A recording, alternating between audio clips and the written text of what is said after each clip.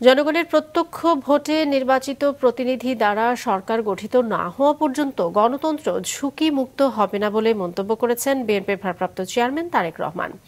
বিকেলে চট্টগ্রামে জন্মাষ্টমী উদযাপন পরিষদ বাংলাদেশ কেন্দ্রীয় কমিটির দ্বিবার্ষিক সম্মেলনে অনলাইনে যুক্ত হয়ে তিনি একথা বলেন।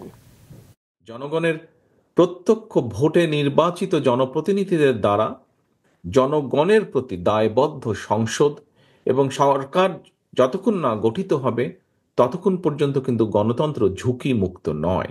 একটি নিরাপদ বাংলাদেশ গড়ার জন্য আমাদের সবার সামনে আগামী জাতীয় নির্বাচন একটি বিরাট বড় সুযোগ।